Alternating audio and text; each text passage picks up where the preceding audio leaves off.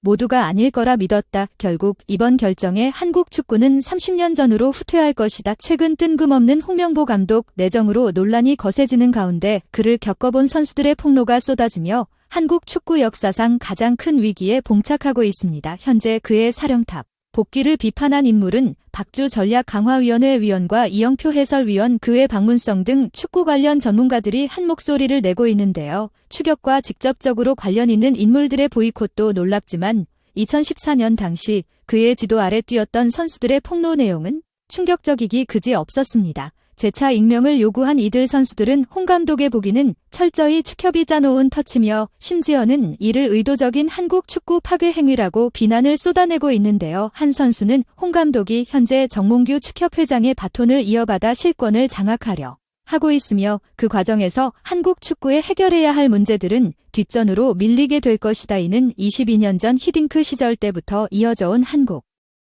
축구의 오랜 개혁을 물거품으로 만드는 것은 물론 안 그래도 출산으로 선수 수급이 어려운 순간에 골든타임을 놓치게 만들 결정타가 될 것이라고 목소리를 높였습니다. 우리가 주목할 부분은 당시 선수들이 눈으로 보고 겪었던 믿기 힘든 사건들의 실체였다. 홍명보를 저격한 선수들은 누구고 당시 어떤 사건들이 있었는지 추적해 보겠습니다. 아시다시피 홍명보는 지난 2014년 브라질 월드컵 이후 약 10년 만에 복거입니다.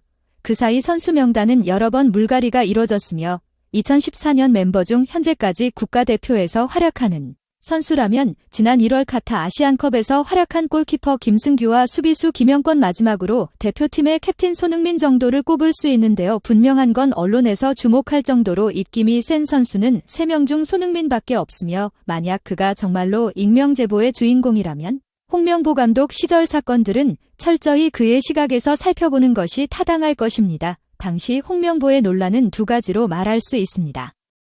첫째, 대표팀에서의 이해할 수 없는 선수 구성 후자는 축구 외적으로 그의 돌발 행동이었는데요. 의리 축구로 대표되던 홍명보는 브라질 월드컵이 열리기 몇 달 전부터 많은 축구 팬들의 우려를 낳았습니다. 오죽하면 대다수의 축구 팬들은 2014년 5월 최종 엔트리가 발표된 시점부터 브라질 월드컵이 홍명보 몰락의 기점이 될 것이라고 예견했습니다. 정도인데요. 아니나 다를까 결국 그러한 예견은 현실이 되고 말았습니다. 당시 홍명보의 최종 엔트리는 2012년 런던 올림픽 때 뛰었던 선수들이 대다수였습니다. 문제는 이 선수들 중 월드컵이 열릴 무렵까지 소속팀에서 제 몫을 해주고 있던 선수가 거의 없었다는 점으로 이는 당초 홍명보 본인이 내세운 소속팀에서 활약하는 여부에 따라 국가대표팀에 선발하겠다는 원칙에 위배되는 것이었는데요. 물론 선수 선발은 감독 고유의 권한이라만 본인이 내세운 원칙을 본인 스스로가 깨버리는 것은 국가대표팀을 응원하는 축구 팬은 물론이고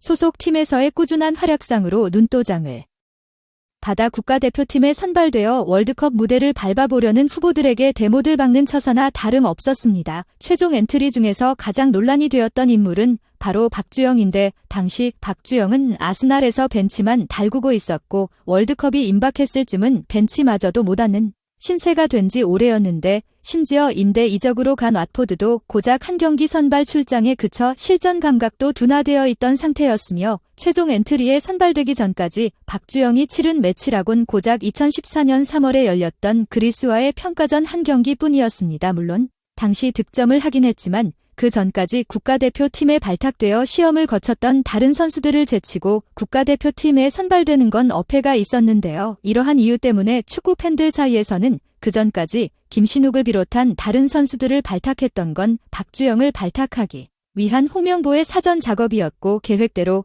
이들이 신통치 못한 활약을 보이는 것 같으니 1년 동안 뜸을 들여왔던 박주영 발탁을 추진한 게 아니냐는 음모론을 제시하기도 했죠. 그 다음으로 논란이 된 인물은 윤성영 역시 피로 이적하는 레드넵의 눈도장을 받는데 실패하여 벤치만 주야장천 달구고 있던 선수였으며 박주영 못지않게 정감각이 저하된 상태였습니다.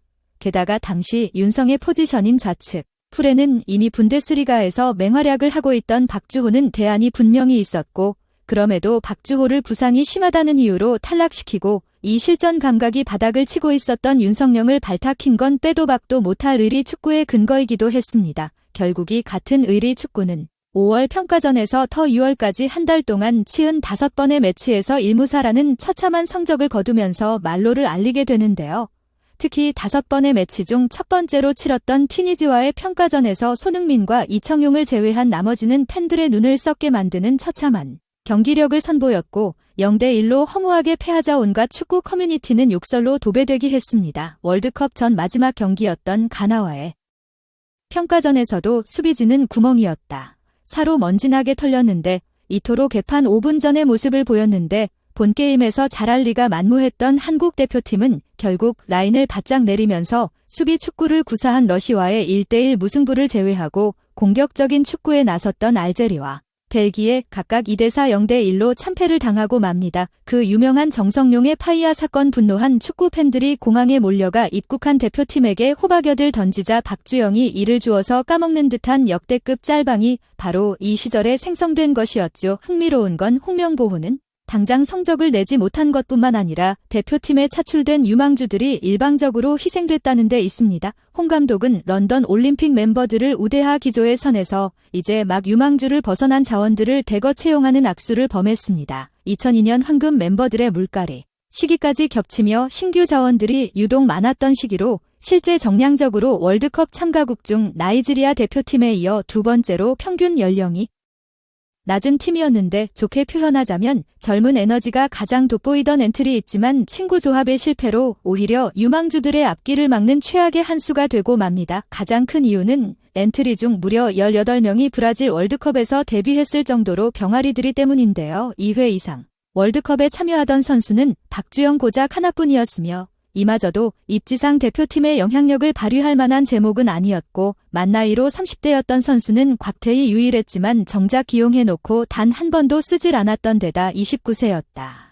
이근호 군계 하나급 활약을 보이면서 관록의 품격을 보여주며 어린 선수들의 초라함만 돋보일 뿐이었습니다. 결국 브라질 월드컵 출신 유망주들은 불만에 차 있었고 이는 살이었던 손흥민도 예외가 아니었는데요. 명예 유럽파들이 손흥민을 제외하고 월드컵에서 활약한 선수는 아무도 없었으며 오히려 홍명보호 B급 선수들이라는 모욕을 들은 리그 출신 김승규와 이근호, 김신욱의 활약이 더욱 도드라지자 결국 여론에 못 이긴 홍명보는 당시 중앙공격수 출신인 손흥민을 윙어로 빼는 대신 김신욱을 중앙공격수로 기용하게 됩니다. 만약 이때 손흥민이 당당히 자신의 원래 포지션인 중앙공격수로 활약했다면 뒤늦게 9번 공격수로 이름을 날린 손흥민의 축구 인생은 크게 달라졌을지도 모르죠. 브라질 월드컵이 끝난 후 뒤 이야기에 따르면 손흥민은 중앙 공격수로 뛰지 못해 제한적인 능력만 발휘한 것이 가장 후회스러운 결정이라 털어놓았다고 하는데요. 상황이 이렇게 되자 축구협회 부회장을 지낸 이영표 해설위원은 우리가 포천 그리스 국가대표 감독과 전 노리치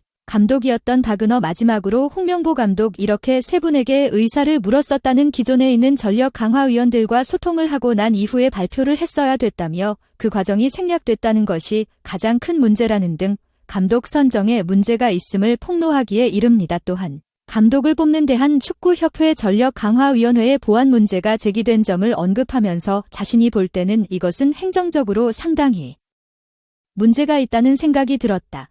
애초에 국내 감독을 뽑으려 했던 게 아니냐는 물음에 대해선 부정하면서도 2002년 월드컵 때의 훌륭한 외국인 감독 한 명이 팀을 어떻게 바꾸는지를 직접 경험했다.